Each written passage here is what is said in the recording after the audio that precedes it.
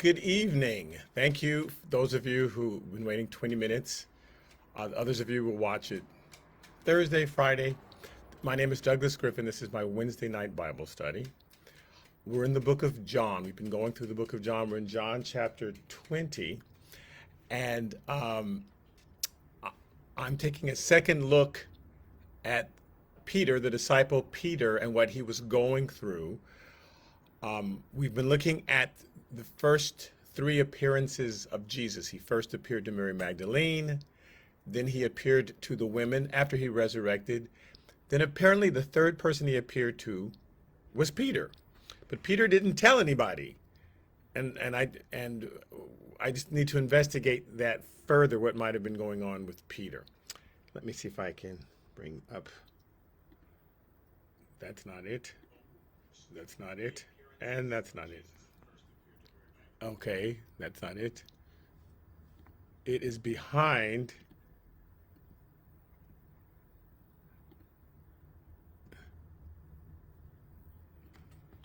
Where'd it go? Beyond it go. There it is, John chapter 20. So, looking at John chapter 20, verse 19, it says, then the same day at evening, being the first day of the week, when the doors were shut, where the disciples were assembled for fear of the Jews, Jesus came and stood at the midst and said to them, "Peace be with you." Okay, so something pretty amazing happened right before this that John doesn't record. And I kind of want to talk about Matthew, Mark, Luke, and John. Really, the first book that was written was really Mark. Again, Peter dictated to Mark. Mark came to visit Peter while he was in prison and wrote down, and Jesus and Peter just went kind of, here, this happened, and this happened, and this happened. Mark recorded it all down. Matthew, who had actually been participating as a disciple, then wrote his, and it was very similar to Matthew and Mark are pretty similar. Neither one of them mentioned that Peter saw Jesus. Then Luke wrote his. Now Luke interviewed several people. He interviewed all the disciples. He interviewed Pharisees. He interviewed Nicodemus. He interviewed Joseph of Arimathea, Paul. Luke traveled with Paul for a while, and Paul was there. Paul was one of the Pharisees. He was younger than Jesus, but he's one of the Pharisees that was observing Jesus and everything that he did in Jerusalem and beyond. And so Luke gathered a lot of information about the sayings of Jesus and put them together. And then after that, John wrote his book. And interestingly enough, Luke is the only one that mentions that Jesus had appeared to Peter. Matthew doesn't mention it. Luke doesn't mention it. John doesn't mention it. Only Luke mentions it. But Paul confirms it in his letter to the Corinthians. And Paul wrote his letter to the Corinthians before John wrote his gospel. So we know that it happened. It's just curious that nobody mentions it. Even in John just says, then the same day at evening, being the first day of the week, when the doors were shut, where the disciples were assembled for fear of the Jews. So they did, right?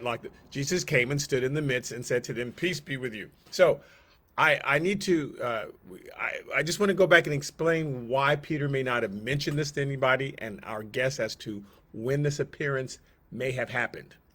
So, starting way at the beginning, in Luke chapter 5, and again, Luke is the only one who includes this episode. So starting with Luke chapter 5, and because I think Luke is kind of giving us a hint. We know that Jesus went to the disciples, and while they were fishing, they did not know who Jesus was. And he asked them, "Oh, have you caught any fish?" "No, we've been here all night. We're experienced fishermen. There's no fish." He says, "Well, lay down on that side." And Peter argues, "What are you talking about?" But okay, I'll do it. And suddenly there was all of this, an overload of fish just appearing. 16. Yes. So it says, when Simon Peter saw how much fish suddenly appeared and were just jumping into their nets, it says he fell down at Jesus' knees saying, "Depart from me, For I am a sinful man, O Lord, which is really interesting. This is the only place that this is recorded. And we don't know why Peter was saying, get away, I'm a sinner. I mean, everybody was a sinner at that time. Why did Peter feel so convicted to say, I don't even deserve to be in your presence, I'm a sinner? But he does. And it says, he and all who were with him were astonished at the catch of fish which he had taken. Most of them were praising the Lord. Peter was repenting. And so also were with him James and John, the son of Zebedee, who were partners with Simon. And Jesus said to Simon, his name was Simon at the time, and that's kind of significant later, because Jesus said, I will now call you Peter. Well, no one should call you Simon. You know that Abraham, Isaac, Jacob had 12 sons. One of them was Simeon, and Peter's named after Simeon. Simeon was kind of the waffling, crazy son who's very excitable and angry. And Peter is named after him. He comes from that line. Interesting. So he says, no, I don't want you to look at yourself as this emotional, crazy person, which he was. He says, I want to call you Peter because you're a rock. But he says to him at the time, Simon, Jesus says to Simon, do not be afraid, for from now on, you're going to catch men. I'll make you fishers of men, which is interesting to say because he says nothing else to anybody else. He doesn't tell anybody else, here's what you're going to do with your life. Only Peter. Peter sticks out to him. Everybody remembers that Peter gets on his knees and I'm a sinner. I don't deserve to be near you. And Jesus says, don't worry, I'm going to make you fishers of men. Okay. Now, the night before Jesus is crucified, in John chapter 13, verse 21, it says, when Jesus had said these things, so he's explaining to them about why I had to wash their feet, etc. He says he was troubled in spirit and testified and said, most assuredly I say to you that one of you will betray me. Now, I just want to remind you that Peter's the quick to go, I'm a sinner, I'm a sinner. That's Peter. That's who Peter is. Okay. So he says, one of you will betray me. Then the disciples looked at one another, perplexed about whom he spoke. Now there was leaning on Jesus' bosom one of his disciples whom Jesus loved. Again, this is John. John's talking about himself, but I'm the disciple that he loved. So Simon Peter, which is most people called him Simon Peter. So we remember, now this is Simon, but Jesus called him Peter, so we call him Simon Peter. Therefore motioned John to ask, who was it who he spoke? Ask Jesus who he spoke to. Jesus answers the question, but they never get an answer. They don't ever understand that it's Judas. So they still think it could be any one of them because they never go, oh, it's Judas. Okay, it's Judas. None of them. John realized it, but no one else. So Jesus answered and said, it is he to whom I shall give a piece of bread when I have dipped it. And having dipped the bread, he gave it to Judas Iscariot, the son of Simon. Somehow only John heard this because they all would have went, oh my God, Judas. But they didn't. They didn't know it was Judas. So they're still thinking, who's he talking about? Is it me? Is it me?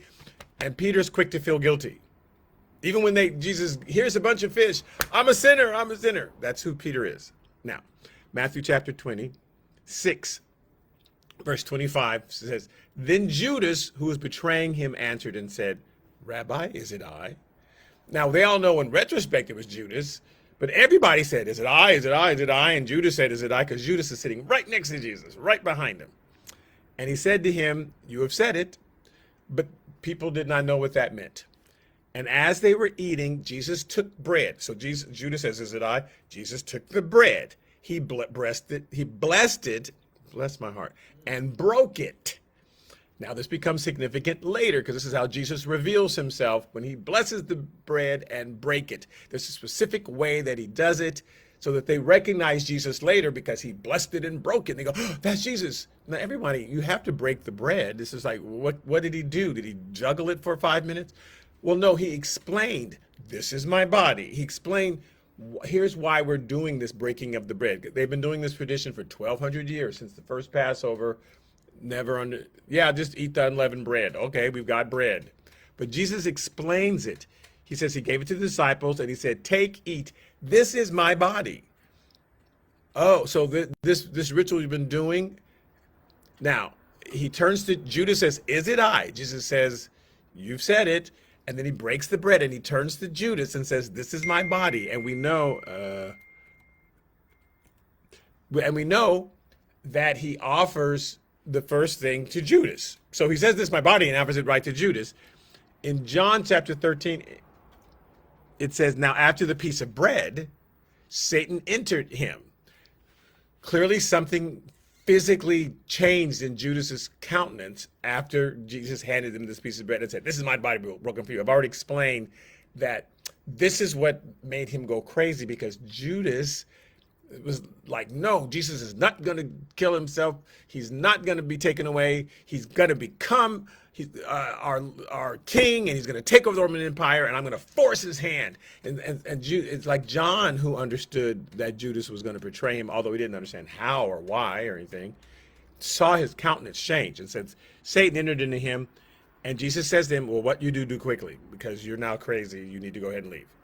But no one at the table knew for what reason he said this to him. So they're all still wondering, who's going to betray you? Is it me? Is it me? That question has not been answered. So Peter is still wondering, is Jesus thinking that I'm going to betray him? Right? Okay. John chapter 13, verse 33. So Jesus says, little children, I shall be with you a little while longer, and you will seek me. And I said to the Jews, where I'm going, you cannot come. So now I say to you, I'm just going to be with you just a little bit, and then I'm leaving, right? A new commandment I give you, that you love one another as I have loved you. This is an important commandment. Jesus emphasizes again to Peter after the resurrection at the Sea of Galilee. Peter, do you love me? Then feed my sheep. So I'm commanding you that you love one another as I've loved you, and by all this we'll know that you are my disciples if you love one another. And he turns to Simon Peter. And Simon Peter says to Jesus, Lord, where are you going? And Jesus has been explaining this forever, right? So Jesus answered him, where I'm going, you cannot follow me now. Don't panic, but you shall follow me afterwards. So Peter says to him, Lord, why can I not follow you now? I will lay down my life for your sake. Now, putting all these different things together, Matthew says that Jesus says to him, all of you are going to be made to stumble because of me this night. Because Peter's like, because again, he thinks I'm going to betray him. He thinks I'm going to betray him. Peter's the first one to feel guilty, right? He's going to think, I will lay down my life. And why are you leaving? Because you're leaving because you think I'm going to betray you? He says, all of you will be made to stumble this night because of me this night. For it is written, I will strike the shepherd, and the sheep of the flock will be scattered. But after I have been raised, So he's telling them, I'm going to be raised. And this is what he wanted them to believe. This is why Jesus did not keep appearing to them at the tomb. This is why he appeared to the women, because he'd had this personal conversation with these men, and he wanted them to believe it. And just know that God is not going to keep telling us things and keep telling us things. He's going to tell it to us, and then he wants you to believe it. And we want Jesus to keep appearing every other night in our house and saying, yes, take that job. He wants us to believe it. So the teachers that we don't believe are the ones that say, class, be quiet, I'm going to, class, be quiet, class, be quiet. And they have to say it 15 times and scream, class, be quiet. And the class finally shuts up. And the kids know, well, I don't have to believe my teacher on the first 12 times they say it. I don't have to believe until they're screaming. And God doesn't want to be that person that you don't believe the first time he says it. I'm going to say it once. I'm not going to keep saying it. Those are always the best teacher. I'm just going to say it once. And the class knew, okay, better shut up. Okay, so Jesus is a master teacher. I'm going to say these things to you once. I'm not going to keep saying them to you. So he said, when I have been raised, so I'm telling you I'm going to be raised, I will go before you to Galilee. This is important because he tells the women, remind them to go to Galilee, but he doesn't say that again to them. Doesn't say it again to them because he said it once. I need you to believe my words. I believe that when I say stuff that I really mean it because I'm God and I'm not just saying stuff to fill up airwaves because, I've got about an hour to kill. Let me just talk. If I'm saying it, I mean it. Only going to say it once. Peter answered and said to him, even if we are all made to stumble because of you, I will never be stumbled. So you may say, everybody's going to stumble, not me. This is the second time Peter's like, no, I will never, right? And the Lord said, Simon, Simon, which is so interesting. This is Luke chapter 22, verse 31. Because remember, I changed your name to Peter, but now you're acting like Simon. So I'm going to call you Simon. And this is very important because I said, you will now be Peter. And he says, Simon, because he's talking to, because Simon's not listening and he's being all emotional. And he's being the Simon person instead of being the rock that he would later come to be. Simon, Simon, indeed, Satan has asked for you. that he may sift you as wheat. But I have prayed for you that your faith should not fail. And when you have returned to me, when you've been converted, when you have returned, because you're going to do this, but when you return, when you get over yourself and stop moping and mourning, and that when you return to me, that you'll strengthen your brethren. That's your job, to strengthen your brethren. But he said to him, Lord, I am ready to go with you both to prison and to death. Now, Jesus already said you can't follow me. I'm going to go with you to prison. I'll go with you to death. Whatever's about to happen to you, I'm going to go with you. So then in Matthew, Jesus says to him, Matthew 26:34, Jesus said to him, assuredly I say to you that this night before the rooster crows, you will deny me 3 times. And Peter says to him in Matthew, even if I have to die with you, I will not deny you.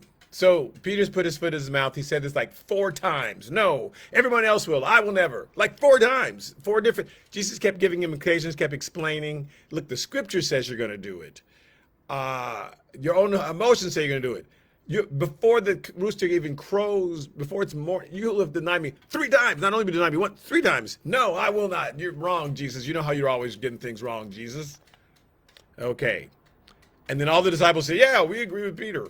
All right. John chapter 14. Here's the lessons that Jesus is trying to get to him.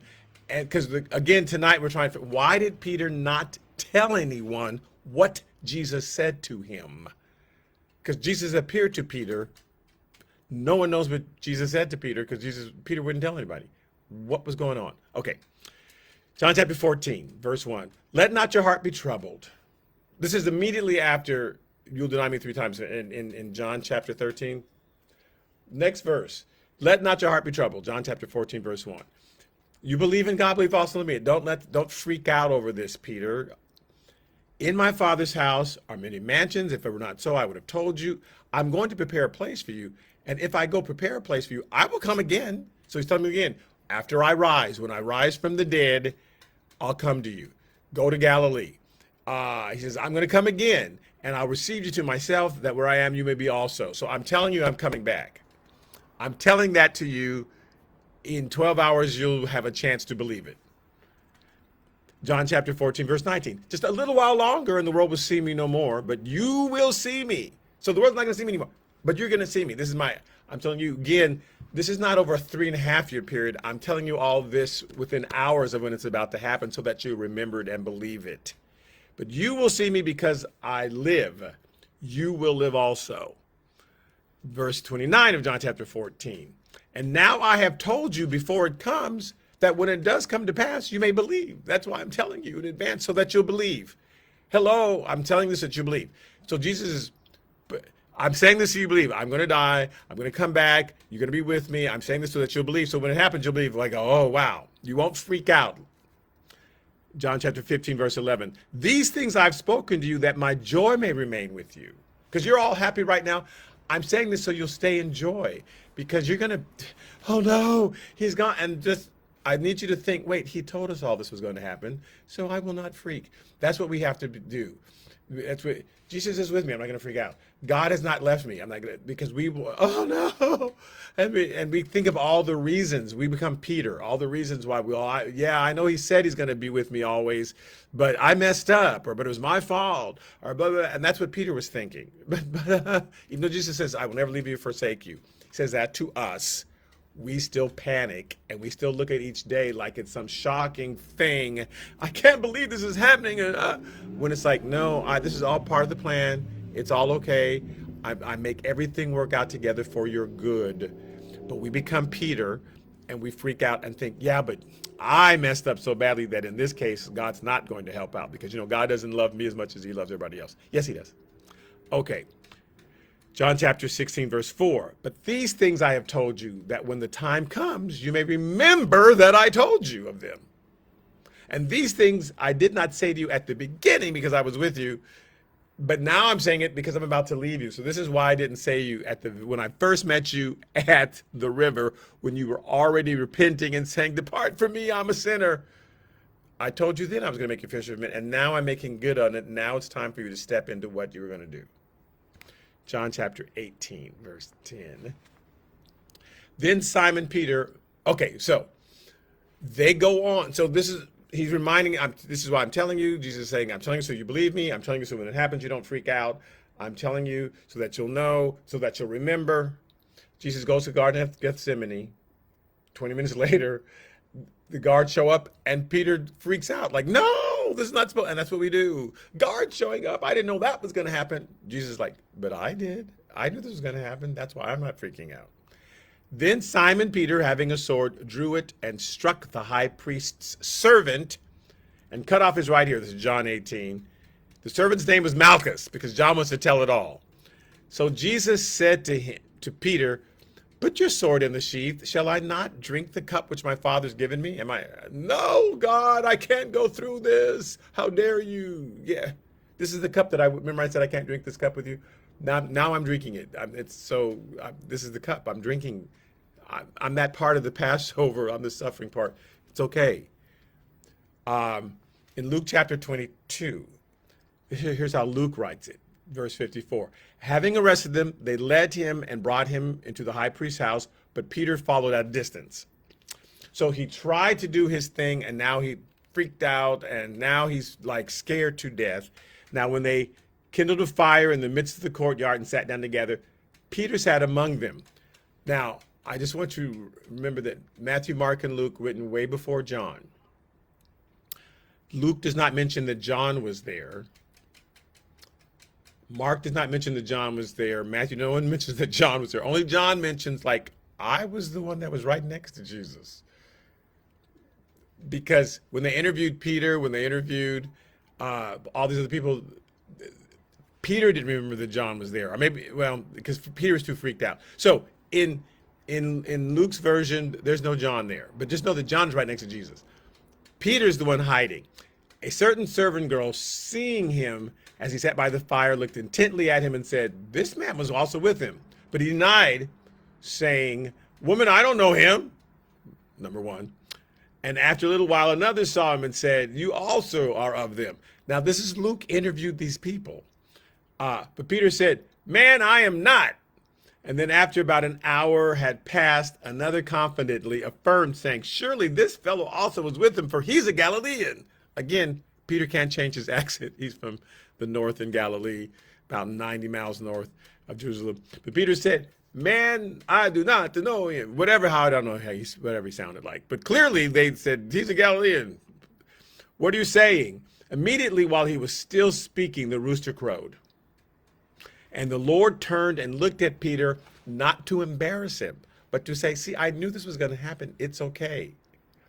Then Peter remembered the words of the Lord and how it said to him, before the rooster crows, you'll deny me 3 times. So Peter went out and wept bitterly. So Peter feels like a total failure, and he's doing the opposite of what Jesus said. When Jesus said, I'm telling you this in advance, so when it happens, you don't freak out. I'm telling you this so that your joy remains full. Your joy is full now. I'm saying this so that it can remain full. So you don't empty yourself out and cry and weep and think you've done something bad. I'm saying this so that when you remember what I've said, you'll go, oh, this is all part of the plan. Peter did the opposite of that. He goes out and weeps, and because he wasn't listening to Jesus. Sometimes we're not listening to God. We already have the plan in our head. God's telling us the real plan. When our plan doesn't work, we think God's plan didn't work. But really, it was our plan that didn't work. God's plan always works. So we're like, oh no, I can't believe it happened.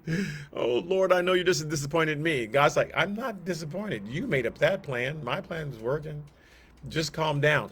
Peter cried. He wept bitterly because now I know Jesus hates me. I denied him 3 times. Jesus hates me. He's about to be crucified. And nothing that Jesus said is in his brain. Nothing. Only his failure. So, John chapter 20, verse 1 and 2. We've gone over this. Now, the first day of the week, Mary Magdalene went to the tomb early, and while it was still dark, saw that the stone had been taken away from the tomb. Then she ran and came to Simon Peter. First person she goes to tell, they've rolled away the stone. And to the other disciple whom Jesus loved. Now, the reason John wrote this way is because in Matthew, Mark, and Luke, it only says that she went to Peter. John's not mentioned, and so John keeps saying, I was there. Somehow Peter became the focus, and Peter's the one telling all these stories. But I was there. So She ran and came to Simon Peter, but she also told John, the other side, and said to both of them, they have taken away the Lord out of the tomb, and we do not know where they have laid him. So in Mark chapter 16, verse 6, now again, Mark is Peter's personal biographer. So listen how Peter tells this to Mark.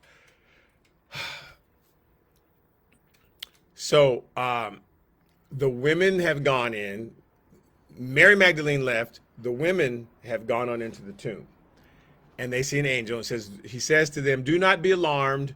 You seek Jesus of Nazareth, who was crucified. He is risen. He is not here. See the place where they laid him, but go tell his disciples and Peter. So for some reason, the angels made sure Peter had to know, because Peter is the one who's most distraught. Peter is the one that argued with Jesus 4 times. I will not deny you. Everybody else will. I'm the only one that you can trust. I'm the only one. Me. I will die with you. I will go to prison with you. He said all this, not making any of it up. And so Peter is the most distraught. They're scared that they're going to be arrested.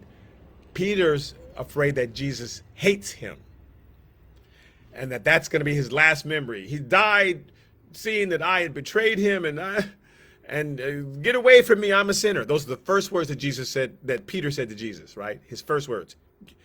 Depart from me, I'm a sinner. So we know that he's not ever far from that. If those are the first words you say to Jesus, and then the last words you say to Jesus, I don't know him, Peter's back to where he was at the beginning. And he hates himself. So the angel says, go tell the disciples and Peter, because Peter is the most distraught. He could be suicidal for all I know. I mean, well, they would know, right? So make a special point to go to Peter, that he is going before you into Galilee. That's the message. Tell him he's alive and he's going to go before you into Galilee, which is what he said to him. When you are converted, Peter, when you get over yourself, when you return to me, when you I'm going to go, I'll meet you in Galilee. Strengthen them and take them all with you to Galilee. He should have just gone on to Galilee. But Peter's like, no, he hates me. There you will see him as he said to you. So make sure you remind Peter of that, because Peter will hopefully go, oh, that's right. This was all part of the plan. Nope. That's not what Peter heard. John chapter 20, verse 3. Now, Peter has only heard from Mary Magdalene. They rolled the stone away. The women haven't gotten back there yet. So it says, Peter therefore went out, and the other disciple, and we're going to the tomb. And again, John has to include himself, because in Matthew, Mark, and Luke, no one mentions John. So they both ran together. And the other disciple outran Peter. He's calling him Peter. Peter, it's important. And came to the tomb first. And he, stooping down and looking in, saw the linen cloths lying there, and yet did not go in. Then Simon Peter came, following him, because John was like, I got there first. Okay. And went into the tomb, and he saw the linen cloths lying there. Now, in Luke chapter 24, verse 12, it says, Peter arose and ran to the tomb, and stooping down, saw the linen cloths lying. No mention of John. That's why John says, I was there by themselves, because Peter did come back and say, I went into the tomb and I didn't see. And it's true. Peter did go into the tomb first. Peter doesn't mention that John was there. So in these stories of Matthew, Mark, and Luke, Peter, who we know talks the most, is the main talker. That's why God chose him. That's your gift, Peter. I'm going to choose you. You're going to get up and speak on the day of Pentecost. You don't even know it, because that's what you do. So I don't care all this other stuff is going on. Here's your gift. Here's why I'm going to use you. So when Peter came back and told the story, I went into the tomb and his clothes were lying there, and he never mentioned John. Okay, so that's why Luke 12. But Peter ran and went to the tomb, and stooping down, he saw the linen cloths lying by themselves, and he departed, marveling. It says marveling, but it means really wondering to himself at what had happened. In John's version, he says, yeah, Peter left wondering, but I left believing. But Peter's not like, oh, they must have. He can't figure out what they did with his body. Peter is not thinking Jesus rose. And certainly if he did rose, he hates me. He's mad at me, because he looked at me right when I denied him that 3rd time with that look of, see, I told you. Because we think that's how God is, that he looks at us with those I told, because that's us. We say, I told you so to people because we want to make sure they know they were wrong and we were right, and we want to punish them for being wrong. But God doesn't think that way. Okay. Mark chapter 16, verse 9. Now, when he rose early on the first day of the week, it says Jesus appeared first to Mary Magdalene, out of whom he had cast seven demons. Now, this is Mark's version. Everyone else just says Mary Magdalene was there. Peter has a problem because why did he appear to Mary Magdalene first? Why did he appear to the women second? And so when Peter tells the story to Mark, because Mary Magdalene shows up and says to the rest of them, because she comes right after Peter's already left. Peter's seen nothing, no angels, no nothing. Peter left. Mary Magdalene comes from a different road because there's all these different ways to get there. And she sees who she thinks the gardener is, finds out it's Jesus. Mary Magdalene is going to go back and tell them, I saw actual Jesus. Well, this makes Peter mad. Why would he appear to you? He cast seven devils out of you. Why would he appear to you and not to me? I don't believe you. So, reading Mark chapter 16, verse 9. Again, Mark is Peter's personal biographer. Now, when he arose early on the first day of the week, he appeared first to Mary Magdalene, out of whom he had cast seven devils. Why do we need to know that? Peter wanted to make sure that you knew that. She went and told those who had been with him as they mourned and wept, because they're mourning and weeping because, oh no, he's dead. Peter's the chief one of them. And when they'd heard that he was alive and had been seen by her, they did not believe, it says 11. So they don't believe her. Peter says, I was there. I didn't see no Jesus. So they don't believe her. Matthew chapter 28, verse 9. As the women went to tell his disciples, behold, Jesus met them, saying, as they left the tomb, Jesus meets them first, and then they go tell them. So as the women went to tell his disciples what the angels had said, behold, Jesus met them, saying, rejoice. So they came and held him by his feet and worshiped him. Then Jesus said to them, do not be afraid. Go tell my brethren to go to Galilee, and there they will see me. Second message. I told Peter, after you've been converted, after you've returned to me, I will meet you in Galilee. Strengthen your brethren and go there. Then the angel tells them, remind them, and tell Peter to go to Galilee. Then Jesus says, rejoice, go tell them I'm alive, and I'll go to Galilee. Okay, Luke chapter 24, verse 9. Then they returned to the tomb and told all these things to the 11 and to all the rest. Verse 10 of Luke 24 says, it was Mary Magdalene. Now, again, she came separately, but Luke is summing things up. That's one thing that Luke does, is he kind of summons. Here's what happened in total that day, because Mary Magdalene actually came separately. She saw Jesus separately and told them separately. But it says it was Mary Magdalene. Then after her, it doesn't say and then after her, but trust me, after her, Joanna, Mary the mother of James, and the other women with them who told these things to the apostles. So Mary Magdalene showed up first, and then the other women showed up. And their words seemed to them like idle tales, and they did not believe them. So they're sitting there. Peter and John have been to the tomb. John is the quiet one, doesn't say much. That's why nobody knew that Judas was the betrayer, because John didn't say it. Peter's thinking, Jesus said, one of you betray me, and I just betrayed him, and right? And he's crying and weeping. He went to the tomb. No angels. God, there's no way. Because Jesus wanted him to believe everything I told you 6 hours ago. I just had this conversation with you. It's all happened exactly like I said. I need you to believe it. I'm not going to appear to you in the tomb and reiterate what I said. I need you to learn to believe my words. That's what's going to keep you alive the next 20 years, that you're going to recall all the things I said and go, oh, all those things were true. So I'm training you to believe the words that I've said to you. So he doesn't, right, appear to them then. He appears to the women. They tell him they do not believe. They do not believe. It says they don't believe. Mark chapter 16, verse 12. After that, he appeared in another form to two of them as they walked and went to the country. So he appears to the women, he appears to Mary Magdalene, appears to women, and now he appears to these two people who aren't even among the 11. Why? Because he already gave instruction to the 11. Those only people who went with him, that had that particular dinner, that went to Gethsemane, they were He had a private class with them that night, needs them to believe it. So these other two disciples of the 70, he appears to them. Now here's when it gets interesting. This is where we were last week. Now it came to pass as he sat at the table with them that he took bread, blessed it, and broke it, and gave it to them. I'm sure he said the same thing. This is my body, broken for you. And because it says, that's when their eyes were open. Oh my goodness, I heard about this. We heard about, because it's been 3 days. Surely in the 3 days that they've all been together, don't call me Shirley, they have told them, well, here's what happened the very last night with Jesus.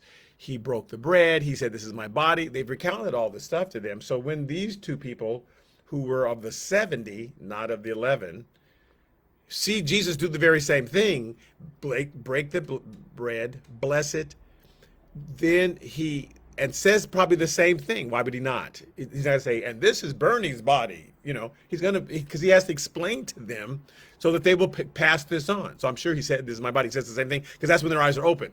Because there's nothing special about how he breaks that bread. He breaks it behind his back. No, it's what he says while he's breaking the bread. It's how he explains it. It's how he carries out the ceremony. Because the Passover has lots of explanation with everything that happens, right? If you've been to a good Seder, they're talking through the whole thing and explaining. So the way that Jesus explained this, they went, oh, that's him. And it says, then their eyes are open and they knew him and he vanished from their sight. Bye. And they said to one another, did not our hearts burn within us when he talked with us on the road and while he opened the scriptures to us? So they rose up that very hour and returned to Jerusalem, and they found the 11 and those who were with them gathered together. Now I'm skipping to verse 35. I'm going to skip verse 34 because I believe that Luke just inserted that to kind of sum up everything that happened, but he puts it in the wrong order. So they come back and they find the 11. Remember, Mary Magdalene's already been there to say, we saw Jesus, didn't believe him. The women had been there, said we saw Jesus, didn't believe him. Now these two men show up. Verse 35 of Luke 24 says, and they told about the things that had happened on the road and how he was known to them in the breaking of bread. So they're telling the same story. Now here's what Peter said to Mark, because in Mark chapter 16, verse 13, after he just said he appeared to two of them, in verse 13 it says, and they went and told it to the rest, but they did not believe them either. So if you read Mark chapter 16, verse 12 and 13, he says he appeared to two of them, and they came back and told them. They didn't believe them either. So they didn't believe Mary Magdalene. They did not believe the women. They didn't believe these two because they're thinking, we're his favorites. Why would he appear to you guys and not us? Well, because he already told you what was going to happen. He needs you to believe. So according to what Peter said to Mark, nobody believed him. That means him too. So they hear this story. They don't believe it. La, la, la, la, la, la. They don't believe it. Now, here's what Luke inserted, which I think he inserted out of order. So reminding you in Luke 24:33, it says, so they rose up that very hour and they returned to Jerusalem and they found the 11, talking about those two men, and those who were with them gathered together. Then it says, saying, the Lord is risen indeed and has appeared to Simon. Now, I was reading several commentaries who just really argue about this. So did the men say, oh, by the way, he appeared to Simon? And they all looked at Simon like, why did you tell us? Or did the people say, oh, by the way, he's appeared to Simon because Simon had just told them? Either way, we know that when they first told them, Mark says, according to Peter, they did not believe them. So one commentator thinks, oh, that's just crazy. They don't believe him. And then Peter got up and walked away mad because now here's the third set of people claiming they had seen Jesus. Maybe he goes outside for a walk or something. Maybe that's when Jesus appeared to Peter. Because we know from 1 Corinthians chapter 15, verse 5, Paul's writing to the Corinthians, and this is one of the first letters that were written to that Paul wrote. He says, he was seen by all these people, and that he was seen, this is 1 Corinthians 15:5, he was seen by Cephas, which means Peter, then by the 12. So he was seen by him separately and then by the 12. Well, Jesus is just about to appear. He calls them the 12 because by the time he wrote the letter to the Corinthians, there were 12 of them. They had sworn in Matthias. So he just calls them the 12. But these people are calling them the 11. But it's the same thing. So he everybody knew by the time Paul wrote this letter to the Corinthians that he'd appeared to Peter separately and then to the 12. So here's the problem. When did he appear to Peter? He appeared to Magdalene. Peter didn't believe it. Appeared to the women. He said, none of us believed it. Appeared to the two on the road to Emmaus when they showed up. According to Mark, it says they did not believe them. Luke inserts, and then they said, yes, oh, he has been seen and he appeared to Peter. So somewhere before he appeared to the 12, and he's just about to. Jesus is just about to. So maybe Peter did go for a walk and then came back in. But apparently he did not tell anybody that Jesus had appeared to him. Apparently he didn't tell anybody for years. Why do you say that? Okay, in Mark chapter 16, verse 14, after it says the two of us, they told the two of us and nobody believed them, Mark 16, verse 14, it says, later he appeared to the 11 as they sat at the table, and he rebuked their unbelief and hardness of heart because they did not believe those who had seen him after he had risen. So far, and this is Peter's version of it. This is what Peter told Mark. Mary Magdalene, they didn't believe. Women, they didn't believe.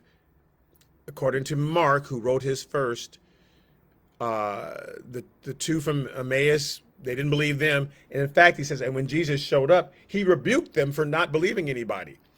If Peter had come in and told them at that time, hey, you guys, we were all wrong. Jesus, I was just outside taking a smoke, and Jesus appeared to me. They would have believed Peter. What they didn't believe is that he would appear to anybody else other than one of the 11. Like, why did he appear to us? We were the last ones with him. So Peter didn't tell them at that time, even though somewhere, at some point, he had appeared to Peter, because everybody knows he appeared to Peter. By the time Paul wrote the letter to the Corinthians, which is after Mark had been written, so Mark didn't know. Peter didn't tell Mark. When Mark wrote his gospel, there's no mention in there that Jesus appeared to John. I mean, Jesus appeared to Peter. In the book of Matthew, which is written right after Mark, there's no mention anywhere in it that Jesus appeared to Peter. Only Luke, who wrote his book after the book of Corinthians was written, after everybody knew that he'd appeared to Peter, somewhere years later, Peter finally admitted that Jesus had appeared to him. Luke inserts it and says, oh yeah, and he appeared to Peter. But according to Mark, when Jesus showed up, he rebuked everybody for their unbelief. At least that's how Peter interpreted it, right? Because Peter's like, I'm in unbelief. So anything that Mark is saying is exactly what Peter said to him. So he appeared to the 11 as they sat at the table, and he rebuked their unbelief and hardness of heart because they did not believe those who had seen him after he had risen. So maybe this is how Peter felt. Now, Jesus had appeared to him, but he hasn't said anything to anybody because there's no recording anywhere of what Jesus said to him. And when Jesus shows up, according to Luke and to John, here's what he says. Now, as they said these things, Jesus himself stood in the midst of them and said to them, peace to you. That's what Luke says he said to them, peace. What Mark says is that he rebuked everybody, because this is what he's hearing from Peter. And I wonder if that's what Peter heard. Because sometimes people can say, ow, you're on my foot. And somebody will say later, that person screamed at me, get off my foot, I hate you. No, I just said, ow, you're on my foot. But they heard, you're killing me. That's not what I said. That's what you heard. So it's kind of funny, because I think, anyway, that's what Mark's version is, but it's different than Luke's version, which was written way after Mark's, okay? In John chapter 20, verse 19, here, just reminding you what he says. So then that same day at evening, this is where we started, being the first day of the week, when the doors were shut, where the disciples were assembled for fear of the Jews, Jesus came, stood in the midst, and said to them, peace be with you. Now don't forget, Mark said he rebuked them. Luke said, he said peace. John said he said peace. Luke chapter 24, verse 37. So Jesus showed up and said, peace, according to Luke. And here's what also Luke says, but they were terrified and frightened and supposed they had seen a spirit. Now, if Peter had just told them that he'd send Jesus, why were they so frightened and terrified? If he had just told them, Jesus appeared to me, they wouldn't be so frightened and terrified. Suppose they'd seen the Spirit, they'd go, oh, you just appeared to Peter right outside while he was in the alley smoking. So Peter did not tell them at that time, even though Luke tried to insert that, because by then everybody knew that Peter finally confessed, right? So by the time Luke was written, Peter just puts in and they said, yeah, man, Peter saw him too, because somewhere that's where it happened, and that's where Luke probably figured out it happened. But he went on to say they were all terrified and supposed they'd seen a spirit, and he said to them, why are you troubled, and why do doubts arise in your heart? Like, why are you so crazy? Didn't Peter tell you that I was just outside with him? Nope. So we're scared to death because we thought you were dead. Everybody kept saying you were alive. And John 20:20, here's how John concludes it, because all John said was, he said, peace be you. And so when he had said this, he showed them his hands and his side. And the disciples were glad when they saw, oh, it is the Lord. So Jesus had to do that to show that he was real. So Peter keeps this on the inside. Doesn't tell anybody for years that Jesus appeared to him. And I think Luke gives the clue, because remember the very first time Jesus appeared to Peter at the Sea of Galilee, Peter falls on his knees and says, depart from me, I'm unclean, I'm a sinner, right? And so the man he's betrayed, the person he said, I will never leave you, and he betrays him 3 times. He denies him 3 times in front of everybody. And Jesus looks at him and the cock crows and he weeps bitterly and, oh, he hates me. And then Jesus appears to him, apparently, and maybe didn't say anything. Maybe that's why Peter never says what he said. Because remember he said, go tell everybody I've risen, and Peter, make sure you tell Peter. So I think he appears to him. Maybe he just appears to him. Maybe he doesn't say anything.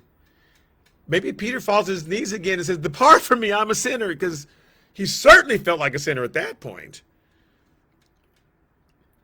Because when he appears again, no one knows that Jesus had really appeared to anybody. They're shocked. He has to prove that it's really him. Peter never says what he says. And then still, when they go to Galilee, Peter says, I'm just going to go fishing. And I think that guilt's still there, which is why they have this interesting conversation that's coming up in John chapter 21, where Jesus comes to him and says, Peter, do you love me? So I just think there's more drama there than we can know. All right, so I just had to go back over that because he doesn't tell anybody, but it clearly is based on the guilt he was feeling, right? And he doesn't even tell people for years, because the first couple books don't even have it recorded that it happened. We just know that Paul said it happened, and people believed Peter when he finally confessed it. But he never told him what Jesus said, which is just an odd thing, that he's sitting there quiet, Jesus appears, and they all freak out. And Peter still doesn't look or say anything. Peter doesn't say anything to Jesus. Thomas says, well, we'll read all about what Thomas did. Okay, so I'm going to stop there. Thank you so much for listening in. And you really have to put all of them together. You have to put Matthew, Mark, Luke, John, and which is what you have to do when anything happens. You have to call together all the different witnesses and get like there's a car accident. You got to interview all these different witnesses because they each remember a different thing, and then you're able to put together the story of what really happened. And that's what we have to do with Matthew, Mark, Luke, and John. You got to really study them and then put so you can go, oh, and then you see the whole picture. And just know and understand people's personal biases and stuff like that. And you know that John's always going to mention Peter, what he did wrong, because that's just their relationship, which is why Peter says, what about him? When Jesus says, I'm going to use you in this way. Well, don't worry about him. You two need to get over it. I'm pairing you together for life. So there, ha. Okay, so I'm ending now. Thank you again so much for listening. And on Sunday, I will be, we're in the book of Exodus. And Moses is about to argue with God about, hey, God, what did you mean you're sending your angel before us? Where are you going to be? Okay, so thank you so much, and I'll talk to you next week. Bye.